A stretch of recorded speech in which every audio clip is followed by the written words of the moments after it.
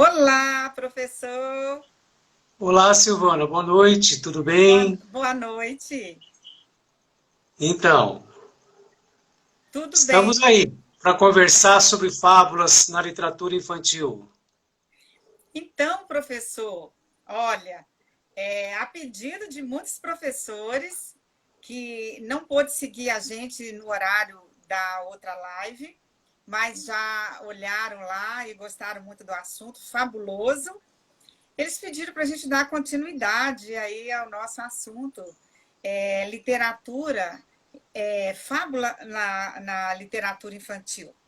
Então, gente, aí, ó, hoje nós estamos com o professor novamente, professor Luiz Libânio, que vai falar para nós aí mais um pouquinho sobre fábula. Então, professor, eu gostaria que o senhor se apresentasse aí, como o senhor gosta. Fica à vontade. Sim, meu nome é Luiz Libânio, eu sou formado em letras, com mestrado em linguística, né? Em literatura brasileira e trabalhei em muitas escolas, mais de 20 anos na escola pública, né? Do ensino fundamental. Trabalhei muito com fábulas.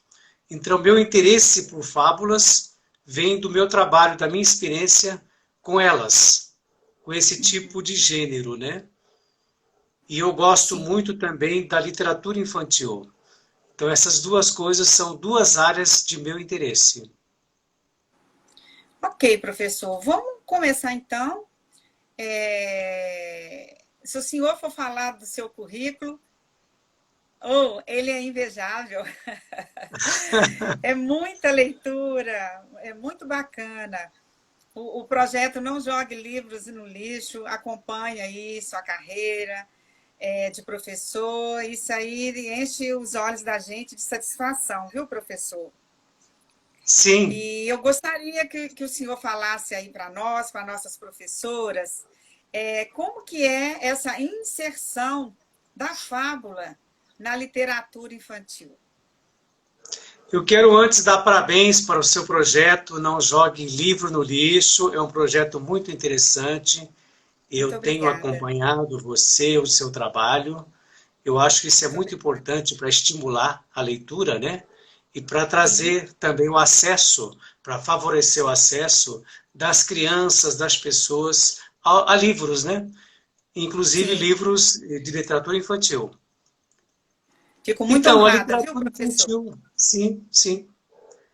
A literatura infantil é um campo amplo, né? Um campo de estudo, de pesquisa, de produção textual, de produção editorial também, porque tem muitos e muitas publicações de livros infantis, livros destinados a crianças, livros destinados a um público juvenil, né?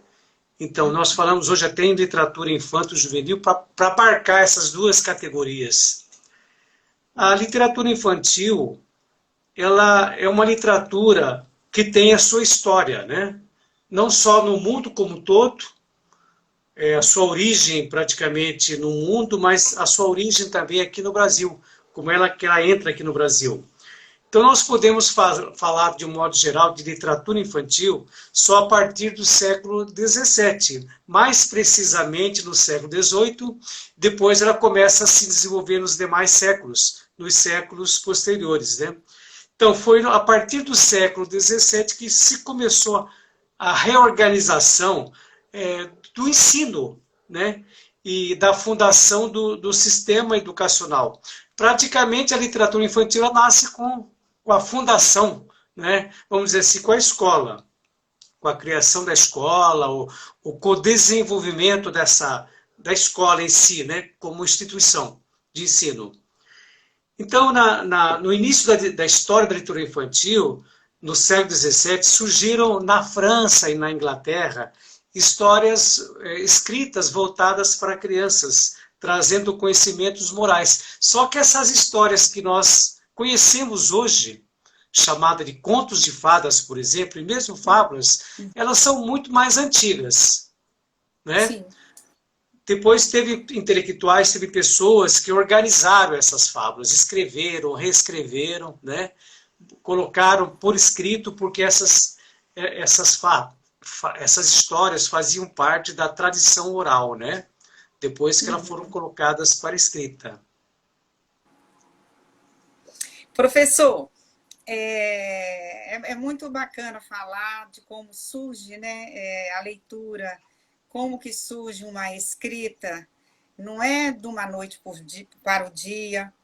E as fábulas, o senhor falando aí da questão da moralidade, que inclusive tem uma pergunta aqui para frente sobre isso.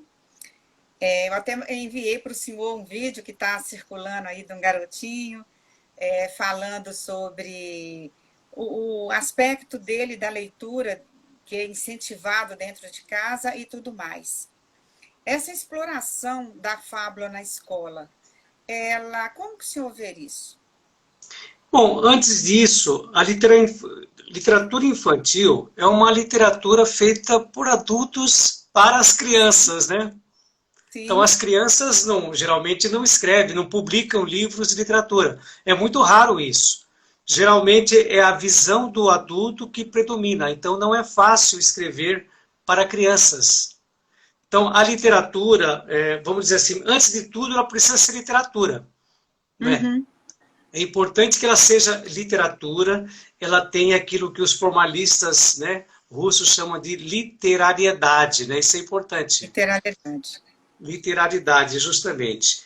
Então, a literatura infantil, ela implica uma concepção de criança, né? Então, a produção, a prática de escrever para crianças, ela se fundamenta numa teoria, vamos dizer assim, numa concepção de mundo, concepção de vida e principalmente concepção de criança. Acho que é isso que é importante. Então, não é fácil escrever, dirigir um livro para criança, escrever para criança. Você tem que ter muitos conhecimentos sobre a criança. E as crianças são crianças e crianças, né? Tem crianças que têm um desenvolvimento maior do que outras, né? Então, elas não são exatamente crianças iguais. Então, a literatura infantil, os livros de literatura infantil, eles precisam ter qualidade, né? Principalmente qualidade, não é só quantidade, qualidade. Então, ela tem algumas características importantes. É preciso respeitar a criança, né? Porque existem livros e livros de literatura infantil. Tem livros bons, livros médios e livros ruins, né? Então, é preciso o professor saber escolher esses livros destinados às suas crianças, não é? Então, a literatura infantil, esses livros, eles podem ser uma porta de entrada para a literatura em geral, né? Para o conhecimento em geral da literatura, para grandes obras, né? Para as obras clássicas, né? Isso é importante. A literatura infantil, ela trabalha com uma série de gêneros textuais, né? Inclusive, a fábula entra, né, como um gênero textual dentro do trabalho da literatura, ela é inserida na literatura. Então, dentro dessa variedade de gêneros textuais, nós temos contos de fadas, contos maravilhosos, temos os mitos, temos as lendas, né? Lendas nacionais e lendas estrangeiras também. Nós temos as adaptações reescritas de grandes clássicos da literatura mundial, porque tem muita obra também que às vezes é destinada ao público juvenil e às vezes adulto, que elas são reescritas, né, numa linguagem mais simples, voltadas para as crianças. Se trabalha muito também na literatura infantil com os parlendas, trava-línguas, com o teatro, né? Tem muito livro teórico de literatura que trabalha com o teatro, com adivinhas, e textos poéticos, né? Os poemas também são trabalhados, são inseridos no mundo, né, maravilhoso da literatura infantil. Olha, professor, o senhor falou uma frase aí, mundo maravilhoso. E a gente pensa logo nessa essência de criança. Sim, claro. É um mundo maravilhoso, né? O mundo do encanto, do encantamento, né? Do encantamento. Então, a fábula tem traços do maravilhoso, mas as fábulas, elas têm diferenças em relação, por exemplo, aos contos de fadas, né? Elas têm muitas semelhanças, mas têm muitas diferenças. A fábula tem traços do maravilhoso, né? Mas Mas veja bem, a fábula tem o seu fundo de realidade, o seu fundo real, concreto, né? Então a Uhum. fábula, ela está associada à literatura infantil. Praticamente, se nós formos levar em conta quando que essa associação acontece, nós podemos dizer que é a partir de La Fontaine, né? La Sim. Fontaine praticamente que destina ao público infantil as suas fábulas, né? E essas fábulas de La Fontaine, elas são, elas são trazidas para o Brasil, né? Então, Uhum. antes de Monteiro Lobato, nós tivemos vários escritores, né, que fizeram adaptações de fábulas, tanto de La Fontaine como fábulas de Esopo, de Fedro, né? Certo. E essas fábulas, elas foram destinadas à escola, ao público escolar, né? Uhum. Então, primeiro foi La Fontaine que introduziu no mundo as fábulas, vamos dizer assim, para o público infantil. Porque as fábulas não nasceram, né? Elas não foram prioritariamente assim, quando elas, nas suas origens, elas não foram dirigidas ao público infantil. Até porque não se tinha Uhum. essa ideia de criança, né, como entidade, como uma instituição. Então as Sim. crianças se misturavam juntos aos adultos, né? Então Aos essas fábulas eram adultos. dirigidas ao povo, à população, né? E oralmente, o Esopo era um grande, um exímio contador de fábulas. Quem estava na plateia ouvia as fábulas de Esopo. Então, na sua origem, Juntamente. elas não nasceram exclusivamente para crianças. Assim também como os contos de fadas. Eles também, na sua origem, eles não nasceram destinadas a crianças, né? Uhum. Muito bem. Então, as fábulas, depois, a partir do século XIX, no final do século XIX, Sim. início do século XX, que elas foram introduzidas no Brasil e destinadas a um público infantil, né? Uhum. Então, então, esses autores que eu falei, Zopro, Fedro, não escreveram especificamente para crianças, né? O público praticamente era adulto. Sim. Então, as primeiras histórias escritas para o público infantil foram as fábulas de La Fontaine, por volta de 1668, século XVII, né? E os contos da Mamãe Gansa, né? Publicado por Perrault em 1697. E a literatura infantil brasileira, né, vamos dizer assim, começa a existir então a partir do final do século XIX, século Uhum. XX. Então aí nós temos autores antes de Monteiro Lobato, né? Nós temos, Sim. por exemplo, Justiniano José da Rocha, ele tem uma coleção de fábulas imitadas. Olha só a palavra imitadas, né? Imitado. Ele não, mas são Professor, fábulas adaptadas, né? aqui, Adaptadas de La Fontaine e Esopo. Sim, é, interrompi o senhor aí, sua fala aí, não foi conclusiva ainda, não. não, Vai tudo bem. concluir. É porque está chegando umas perguntas aqui no outro Não, aparelho. tudo bem, podemos passar as perguntas, não tem problema. Eu só Então, quero concluir, depois nós não, eu, tivemos. ah, Sim, eu aí nós gostaria só tivemos uma. de. Paula Brito, Fábulas de Esopo, ela escreveu também Uhum, uma adaptação. Ela escreveu em verso, naquela época, aí no século XIX. Ela escreveu 19, fábulas em verso.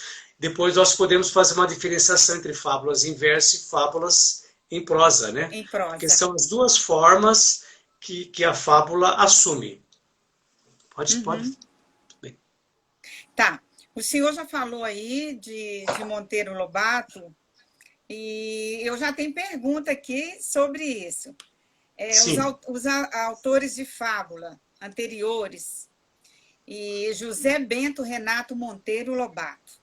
sim, Nós, professores, e quem lê e acompanha aí, ele nasceu no dia 18 de abril, e isso foi colocado o dia do livro e o Dia Nacional do Livro Infantil em homenagem a ele. Agora, a gente pode dizer que ele, com o Sítio do Pica-Pau Amarelo, ele fundou totalmente a fábula aqui para nós?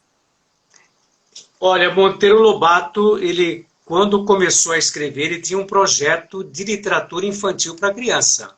Sim. Então, a fábula é um projeto que entra nesse plano todo de renovação da literatura brasileira para crianças, né?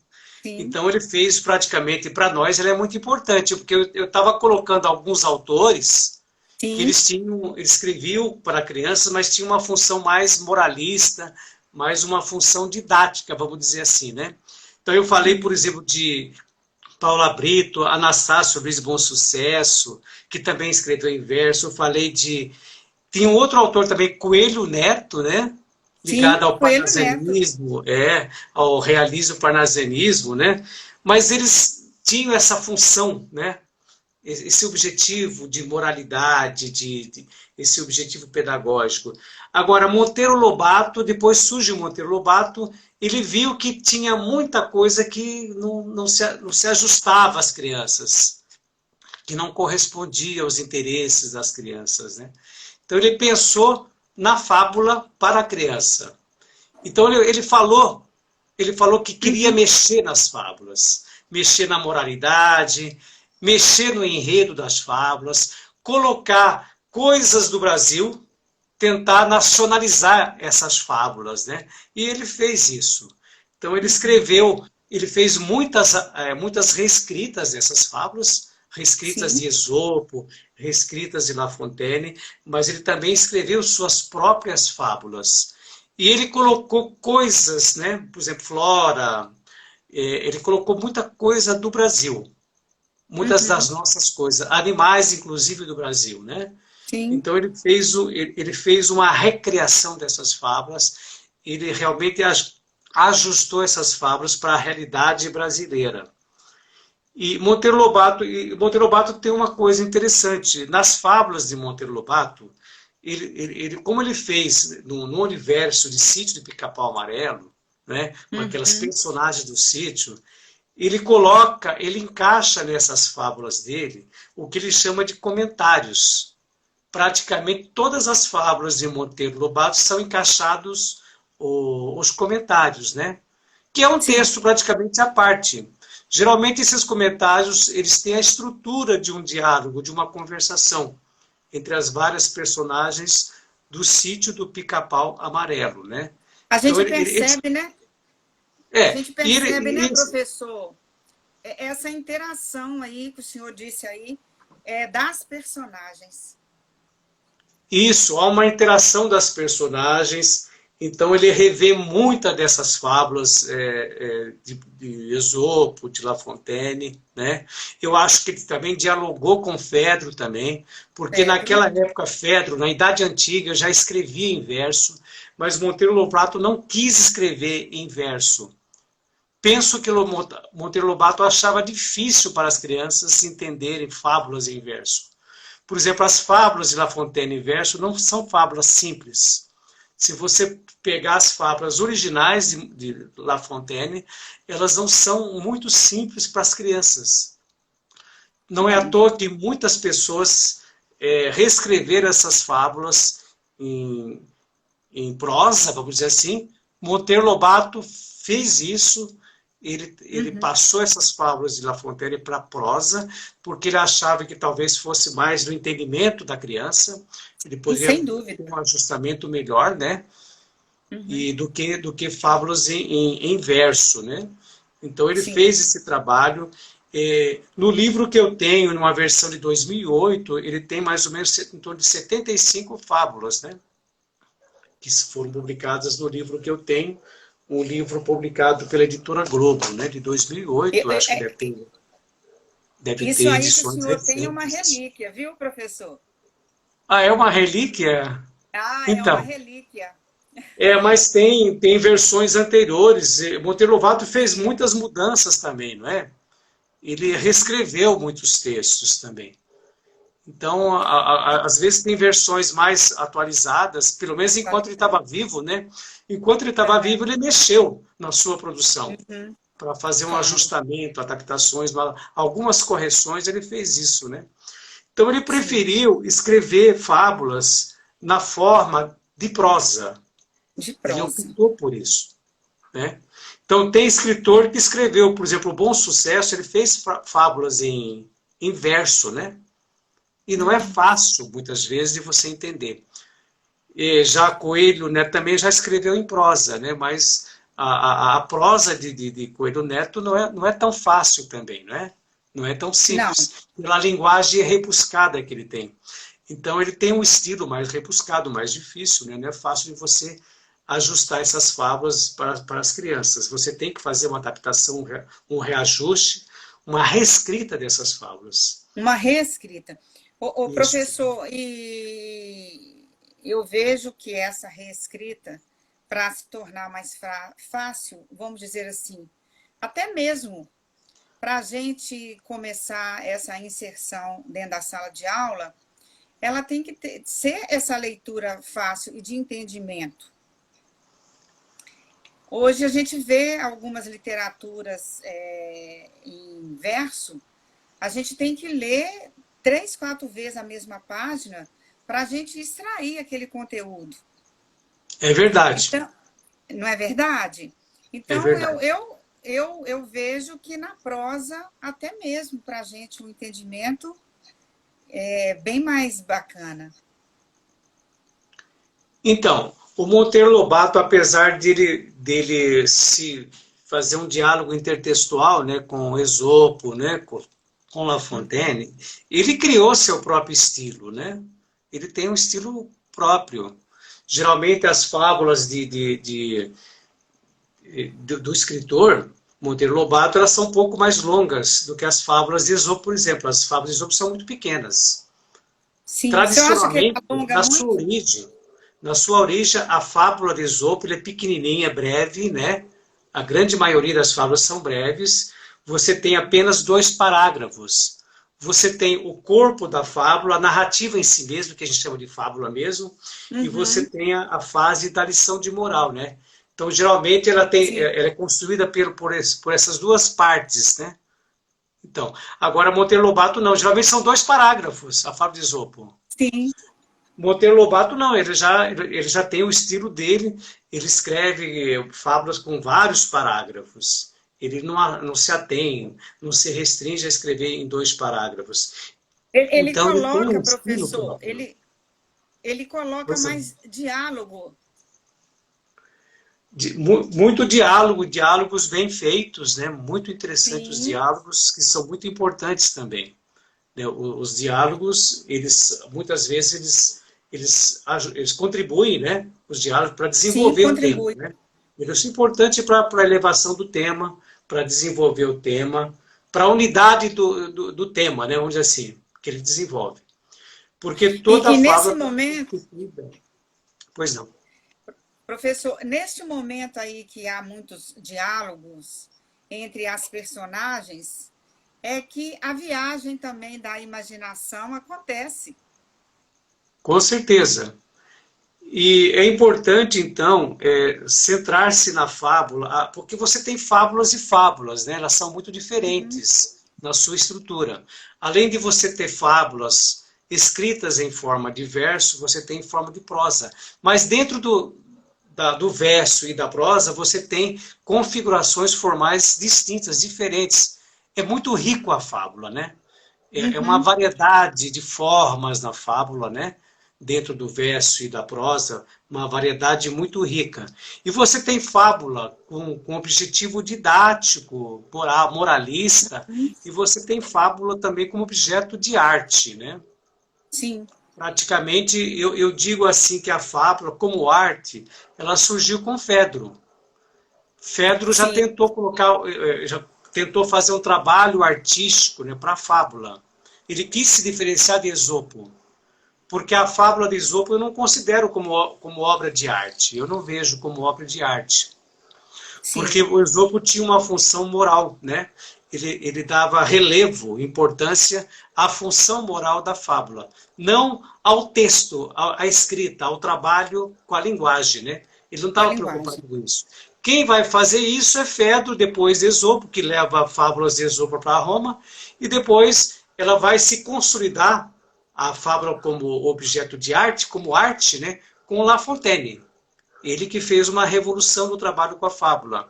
Então, a partir de La Fontaine, nós temos aquilo que nós chamamos de fábula como objeto artístico, né? Que você tem um trabalho literário, né, com a fábula. Antes disso, a fábula pertencia à filosofia, pertencia à oratória. A filosofia usava muito a fábula, né, para encontrar os seus argumentos, para encontrar os seus exemplos, as suas demonstrações, né, porque era mais fácil encontrar exemplos nas fábulas do que na Sim. realidade, né? Então, acho interessante isso, essa ideia. Tá, professor. Então, oi. Tá o som bacana aí, você tá me ouvindo bem? Estou ouvindo, tranquilo. Tá. Para quem está chegando agora, quem vai assistir essa segunda parte aí da nossa live, que é a fábula na literatura infantil, a inserção da fábula na literatura infantil, no nosso caso brasileiro, porque a gente pega muita coisa, né, professor, que veio, embutiu, e a gente tem que falar da nossa, que a gente introduz as nossas lendas, os contos, a gente aplica aí dentro do nosso Brasil os animais, a flora e tudo que é nosso do Brasil. Então, nós estamos aqui hoje com o professor Luiz Libânio. Ele cedeu mais esse dia, mais esse espaço aí para a gente falar de fábula. Então, ele está fazendo aqui um apanhado geral para vocês aí, nossos seguidores, acompanhar o nosso assunto de fábula. Foi sugerido, né, professor, que o senhor desse indicações aí de autores, de livros, que o senhor continue fazendo aí, no finalzinho, aí, a leitura de uma fábula para nós, que diz que na sua voz aí fica muito diferente. E ele está hoje falando para a gente também a diferença da fábula em verso e prosa. E nós estamos falando um pouco do José Bento Renato Monteiro, o Monteiro Lobato, mais conhecido só como Monteiro Lobato. Monteiro Lobato, isso. E o dia do livro, dia 18 de abril, que é a data de nascimento dele, e que também é comemorado o Dia Nacional do Livro Infantil.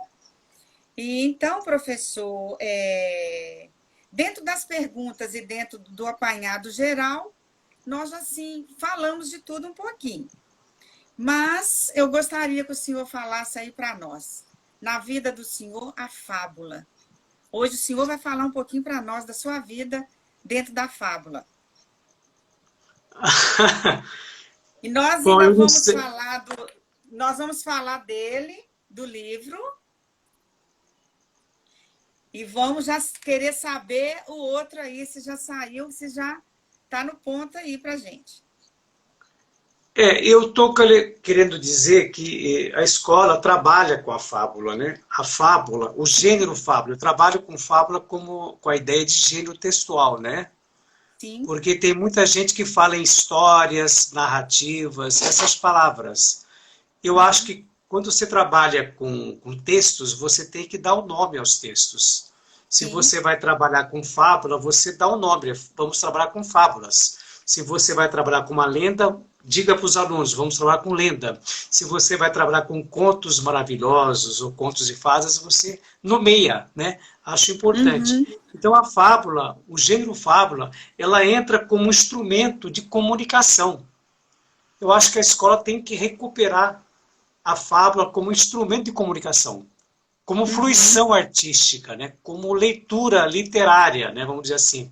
Como leitura em si mesmo, como leitura lúdica, leitura prazerosa, isso é importante. A fábula literária, vamos dizer assim, ela permite uma leitura, essa fruição. o aluno tem que ter gosto, né, pela leitura, tem que ser um bom texto, que ele sinta prazer, Sim. sinta gosto para ler aquele texto. E você pode escolher boas fábulas, tem fábulas, autores interessantíssimos e muito bons, inclusive Monteiro Lobato, as fábulas de Monteiro Lobato são fábulas adequadas, tranquilo, que podem ser lidas do ponto de vista da literatura, valorizar a fábula como instrumento de literatura, como leitura literária, vamos dizer assim, né?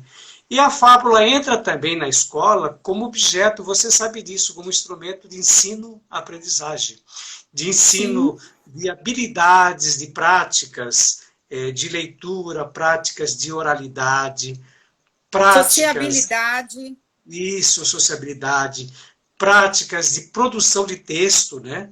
E práticas também de análise de texto. Mas eu acho que tem que relevar também, dar muito valor para a fábula como instrumento literário mesmo. Sim. Né? Para que o aluno usufrua da imaginação, para que o aluno entre na imaginação, entre na ficcionalidade da fábula, na ficção, né, vamos dizer assim. E acho isso importante. E saiba fruir, né, da parte estética que a fábula permite e favorece, né? E é verdade que esses dois instrumentos, essas duas finalidades da fábula são adequadas. Cabe ao professor trabalhar o que vai relevar, né? Eu acho que a fábula, ela serve para muita coisa. Ele é um campo, né, de trabalho, é um campo de abordagem, ela serve para muita coisa. Acho que é importante isso. Então, o professor pode trabalhar com as práticas de linguagem como recomendado, né? Como recomendado pelos planos, aí, pelos documentos institucionais, né? Pelos documentos oficiais, acho que BNCC, né? Vamos dizer assim.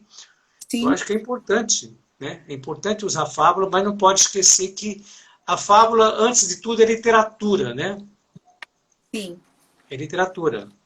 Ela pode servir para pretexto, para outras coisas? Pode, mas antes de tudo ela tem que entrar na escola como instrumento de comunicação, como instrumento de usufruto, né, de fruição estética, vamos dizer assim.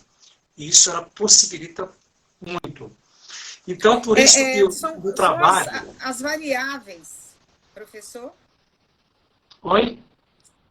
São as variáveis da com exploração da certeza. fábula. Então, você mostrou esse livro, né? Então, esse livro é um livro dedicado, teórico, vamos dizer assim, porque ele vai trabalhar sobre o gênero textual fábula, nas suas propriedades, né? Questão de estilo de linguagem, composição formal, né? Professor? Oi, pode falar. Se eu der uma travadinha aí. Não está nítida a sua imagem. Uai, não sei, aqui está normal. E agora? Vamos falando, que aí às vezes melhora. Vamos falando, vai melhorando isso. Isso. Então, eu estava falando sobre o livro, né? Um livro teórico. Lá você também encontra muitas fábulas de diversos autores, mas é um livro teórico que vai fazer um estudo sobre fábula, sobre as propriedades da fábula, né? Como a linguagem, o estilo de linguagem, essas propriedades.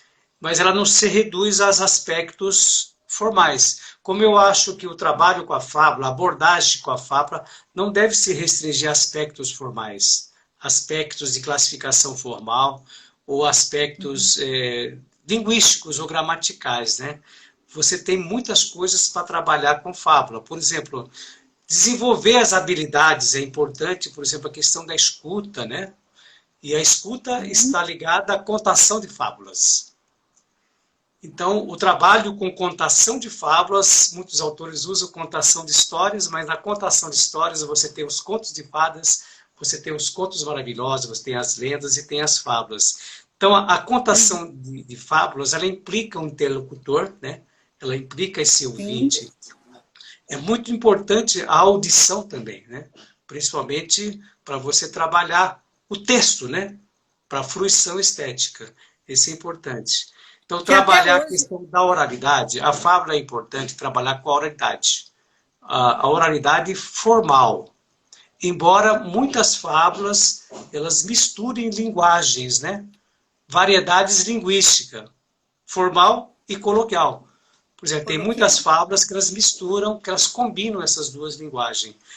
Então você pode trabalhar essas duas linguagens, mas a escola sempre privilegia, né, da ênfase no trabalho com a linguagem formal. Então pode-se trabalhar nesse sentido com a linguagem oral formal, né? Sim. Então, é importante trabalhar, eu disse, com a questão da oralidade, mas também trabalhar com a questão da leitura, é muito importante, né? Eu falei da leitura literária, a fábula propicia a leitura literária, né? O prazer literário. Então você tem, tanto na fábula em verso como na fábula em prosa, você pode trabalhar a leitura. É importante trabalhar com os dois tipos de fábulas, né? Nessas duas formas, para que o aluno conheça variedades, né, de fábulas nessas duas formas. E você tem linguagens diversas dessas fábulas, né? Então você tem texto poético também que são mais tranquilos. Por exemplo, Pedro Bandeira tem um livro de fábulas. Fábulas palpitadas, que ele chama, né? Que é interessante. Que ele escreve fábulas em verso, mas numa linguagem muito adequada para crianças. Sim. Então, acho que é isso que é importante. Então, existem várias práticas de leitura que podem ser desenvolvidas com fábula, né? Práticas de leitura, leitura individual, leitura coletiva, né? Pode fazer jogral, dramatização, né? De leitura. Leitura expressiva. Olha que interessante. Por exemplo, a leitura expressiva pode usar fábula em verso, né? Pode usar fábula em verso, trabalhar com a sonoridade, trabalhar com a rima, né? Trabalhar com a métrica, pode trabalhar de uma boa, tranquilo. A leitura compartilhada, que no meu entendimento é uma leitura, né? Voltada para o estudo, para a compreensão do texto, né? O papel do professor é muito importante. Por exemplo, você pode pegar uma fábula um pouco mais difícil, uma linguagem mais difícil, mas aí entra o papel do professor como mediador, né? Para fazer chegar esse aluno ao entendimento dessa fábula, dessa linguagem. Né? Essa interpretação, né, professor? Sim. A interpretação. A interpretação, isso. Mas construir com o aluno o sentido, né? Porque não é o professor construindo o sentido para o aluno, mas o professor construindo com os alunos o sentido da fábula. Exato. Porque o mais importante de uma fábula não é tanto a moral, né? Eu acho que não devia dar tanto valor à moral, devia dar ao texto, né? Ao trabalho artístico que está presente ali. Ao texto, a construção artística. A forma como é trabalhado na fábula, né? Muito mais importante do que a moralidade, né? E eu até às vezes aconselho que o professor leve fábulas, inclusive sem moralidade, para que o aluno usufrua do texto total, né? A fábula tem muito mais do que moralidade, né? E até porque tem muitas moralidades que não são... que eles se atenham ao conteúdo, à forma como esse conteúdo é construído, a construção artística desse conteúdo, né? A construção artística do enredo dessa história das fábulas. Acho isso importante. Aí eu falei dos tipos de leitura, né, que podem ser explorados na escola. Pode ser explorados, pode fazer um trabalho articulado com esses tipos de leitura, né? Também tem a produção textual muito importante. Hoje se fala muito de retextualização, né? Sim. Então você pode usar fábulas para construir outros gêneros de textos, né? Sim, quer dizer, a partir daquele retextualização. É a elaboração de um texto a partir de outro. Mas você pode mudar a modalidade de escrita para fala, ou pode ser o contrário, ou pode você criar, a partir de fábulas, você pode criar outros gêneros de texto. Sim. Outros gêneros, né? Inclusive orais, textos orais, como o debate, né? Como a palestra. o seminário, você pode criar outros gêneros, né, tanto orais como escritos, né? Você pode fazer isso. Então, a retextualização é uma coisa muito importante hoje, né? É Sim. uma reelaboração muito importante porque você muda radicalmente, você criando um outro gênero de texto, você muda o propósito comunicativo, a intenção, a finalidade, né, do texto, né?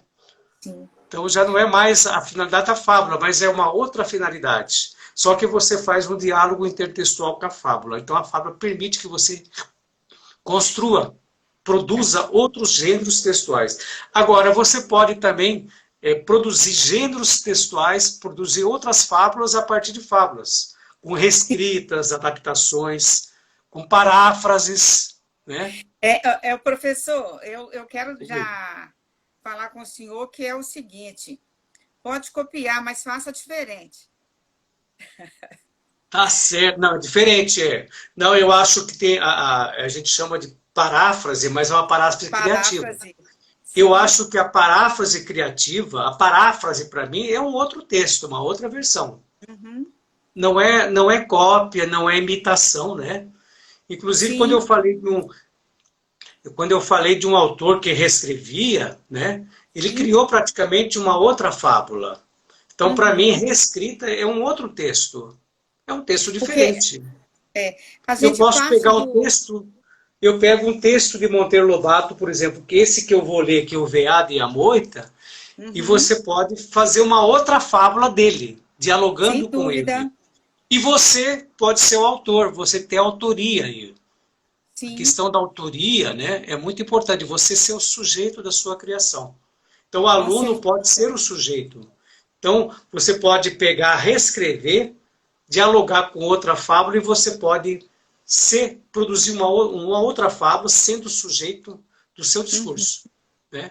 Eu acho que a reescrita, ela é uma reescrita criativa, não é? Não está Uhum. no campo da cópia, né? Vamos dizer assim. Acho que é É. importante isso. E por último, acho que é Professor, importante trabalhar com a questão da questão da análise, né? Alguns autores preferem falar, BNCC, por exemplo, gosta de análise linguística. Eu, uhum. às vezes, eu prefiro análise textual, porque a análise linguística ela está dentro da análise textual, e a análise textual é muito mais ampla, porque você Uhum. pode trabalhar com os padrões de textualidade, aqueles 7 padrões de textualidade, né? Coesão, coerência, informatividade, né?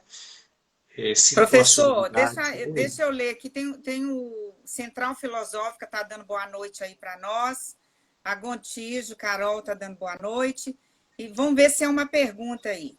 Creio que Sim. na paráfrase deve-se dar o devido crédito ao original que se inspirou. Quem está Sim, falando aí é a Central Filosófica. mas muitos autores escreveram, né? Paráfrases, Sim, dialogaram com os textos clássicos, com Esopo, com La Fontaine. Eles fizeram as sim, fábulas dele a partir deles. Muitas vezes não sim, mudaram nem o título, não mudaram nem o título, né? Colocaram os animais como título, não mudaram.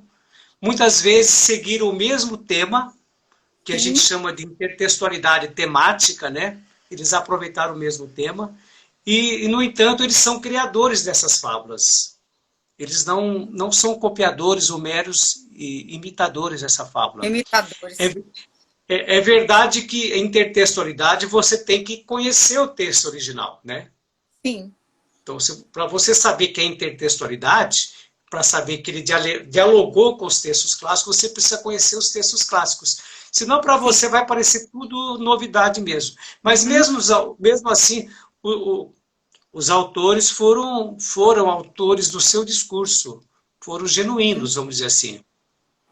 Né? Eles partiram Eles do ponto. escreveram, eles partiram, mas eles fizeram as mudanças, né? Sim, Eles devidas. colocaram o seu estilo ali dentro, né? Vamos dizer assim, porque O isso é professor, importante. aqui, ó, no outro aparelho aqui já está dando a dica que é para falar sobre parafrase.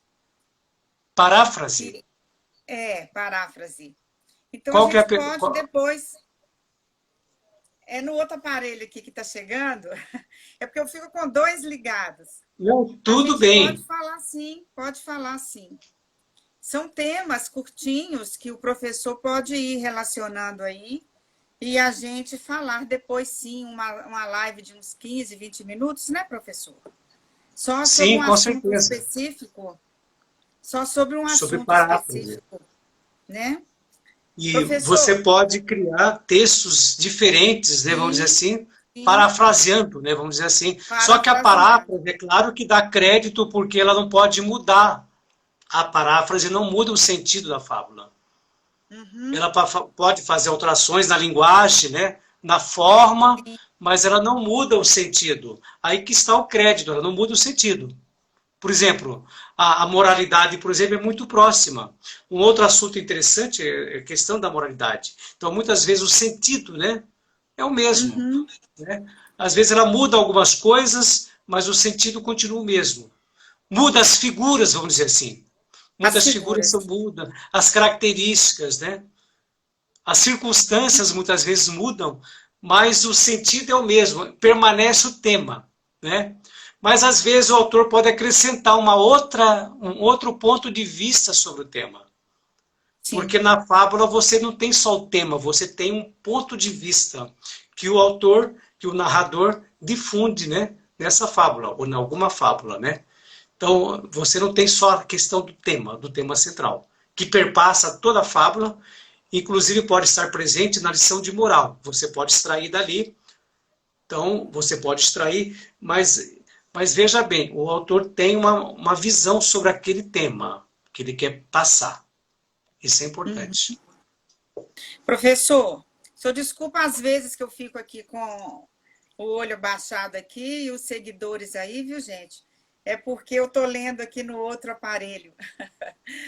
Então, professor, nós fizemos um apanhado de tudo. Se eu acha que ainda tem alguma coisa para se falar, para a gente já partir para a parábola, Para a parábola? leitura da parábola, Ah, da fábula, né? Ah, da sim, fábula, da de uma fábula. Ué, parábola, podemos né? ler a fábula, depois a gente faz algum comentário sobre essa fábula. Sim. Eu vou Uhum. ler essa fábula então, certo? A fábula que eu escolhi é do É Monteiro aqui, Lobato. professor. Lobato. Só Oi. essa pergunta, porque a colega Jane está perguntando aqui. Professor, explica rapidinho parábola versus fábula. Olha, é uma explicação interessante, né? Ou o Eles senhor são, quer deixar eles aqui? são Peraí. Tá, deixa eu já gêneros propor. textuais diferentes, têm Aham, propósitos diferentes, né? tá. Porque, veja bem, o mais importante de um gênero textual é o propósito, a finalidade Sim. comunicativa. O que ele Uhum, objetiva, qual é a sua finalidade, né? Esses gêneros textuais, parábola e fábula, são gêneros muito parecidos. Eles têm sim. muitos traços, elementos em comum. Ambos, por exemplo, são narrativas, né? Sim. Ambos têm personagens, ambos têm uma estrutura, né? Um plano de texto, vamos dizer assim. Uhum, Ambos usam sequências narrativas, sequências descritivas. Ambos visam convencer, o sim. convencimento, porque tanto a fábula como a parábola são textos que visam convencer, mas eles Uhum, usam a narrativa para isso. Eles sim. usam a ilustração para convencer, né? Então, Ela mas eles ela têm, está mas eles agradecendo. têm, mas eles têm diferenças, né? Aham. Eles têm diferenças. Então, teríamos que ter uma live só para conversar sobre parábola e fábula. Mas a É o que ela diferença, por exemplo, nas é o que ela está pedindo personagens. aqui, tá, professor? Mas deixa eu só terminar para vou dar uma característica que é a questão da À personagem, vontade. né? A personagem de fábula você tem diferentes espécies de personagem, né? Uhum. Você tem animais, tem pessoas, tem deuses, tem plantas, tem aves, né? E na parábola você tem a figura do homem, é o homem, não é? A Uhum. parábola, ambos têm moral, né? É uma Sim, característica comum ambos. de ambos. Só que um tem um teor filosófico, um teor moral, religioso, vamos dizer assim, muitas vezes, Uhum. porque nós temos muitas parábolas de cunho religioso, né? Sim, Muitas parábolas bíblicas, né? Que Jesus pregava. Mas nós não temos parábolas só bíblicas. Temos parábolas que não são evangélicas, estão fora do evangelho, né? Há uma sim. infinidade de parábolas. Então, é um tema apaixonante e interessante. Então, elas têm alguns traços, né? Então, qual que é o objetivo dela, né? Então, o objetivo é importante para distinguir um gênero do outro, embora elas tenham muitas características em comuns, né? Já está proposto aqui esse tema: parábola versus fábula. Podia juntar contos e fadas também juntos, né? Pode fazer esses três aí, que eu acho que é Tá. interessante. Então, é o pedido aqui da nossa Porque, seguidora. Ela não está aqui pelo Instagram, mas ela está no Facebook pedindo esse tema. Professor, disse que o senhor é perfeito, que parabéns, tá? obrigado, obrigado.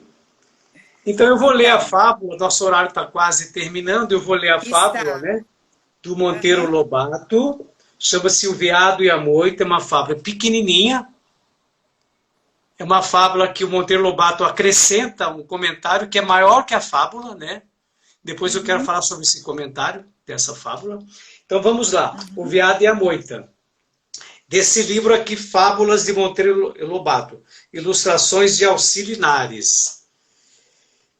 Perseguido pelos caçadores, um pobre veado escondeu-se bem quietinho dentro de cerrada moita. O abrigo era seguro, e tanto que por ele passaram os cães sem perceberem coisa nenhuma. Salvou-se o veado, mas, ingrato e imprudente, logo que ouviu latir ao longe o perigo, esqueceu o benefício e pastou a benfeitoria. Comeu toda a folhagem que tão bem o escondera. Fez e pagou. Dias depois, voltaram novamente os caçadores. O veado correu em procura da moita, mas a pobre moita, sem folhas, reduzida a varas, não pôde mais escondê-lo. E o triste animalzinho acabou estraçalhando pelos dentes dos cães impiedosos. Então, é uma pequena fábula, né? Que fala de um veado e uma moita, de um veado que foi perseguido pelos caçadores, né? Ele tinha um Sim. abrigo seguro, ele tinha um abrigo seguro, mas quando os cães passaram, ele resolveu comer, né, as folhas. Ele pelou As folhas. praticamente, e as folhas ficou só em varas. E aí ele perdeu, acabou Ele se perdendo o seu. revelou. Ele se revelou, é verdade. Então, mas esse texto, ele fala da imprudência do animalzinho, né? Uhum. Ele fala o que nós não deveríamos fazer. É uma outra característica da fábula, que é a Aham. analogia, né? Diferente da parábola, que faz muita comparação, Uhum. aqui a fábula é uma analogia, porque a fábula, o veado aqui está em lugar, né? Está representando a pessoa, né?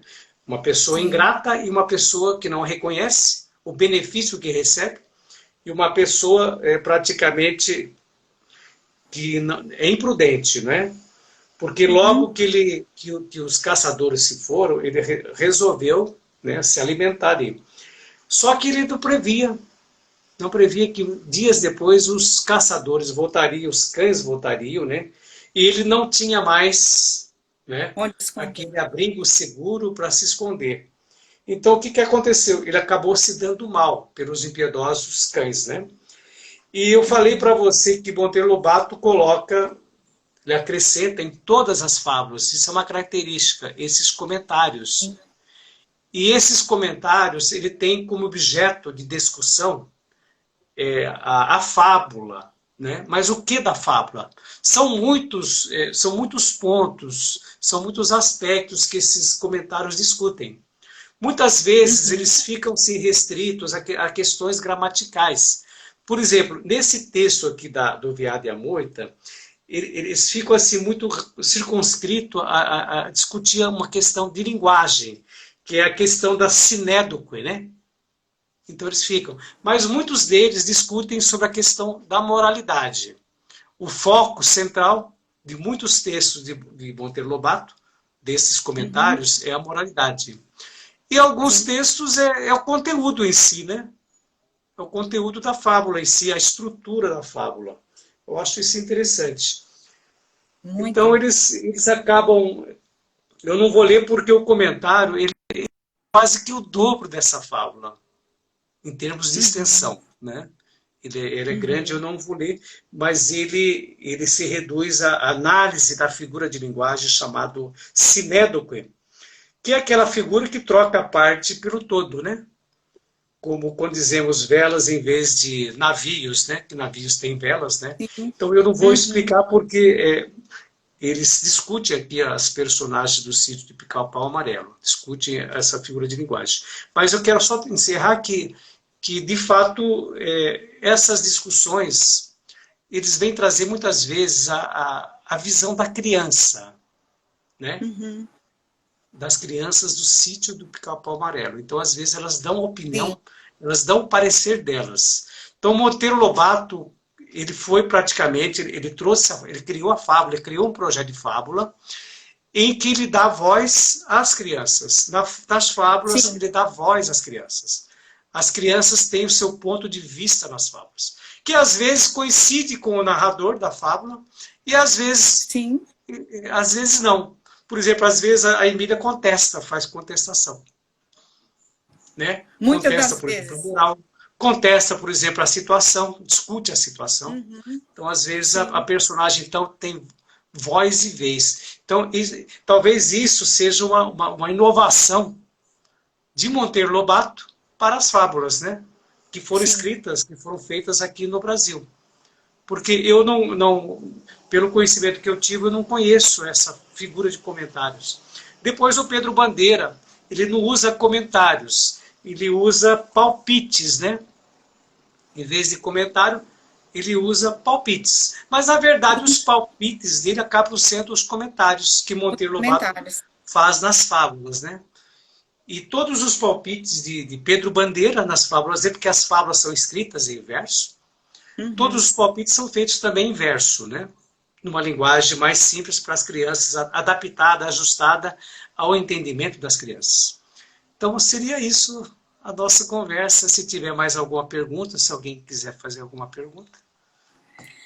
Professor, a gente escuta o senhor aí mais umas 2 horas. Obrigado. Esse, É esse é muita o bondade pecado, sua, viu? esse é o pecado de quem gosta de ler, quem gosta desses assuntos mais filosóficos, é que a gente vai conversando e a gente não se percebe, né, É, professor? Quando a é conversa é boa, a verdade. gente vai aí, vai direto. Mas o nosso tempo a gente tem que respeitar para não alongar muito. E o pessoal sugeriu aqui que fosse temas separados.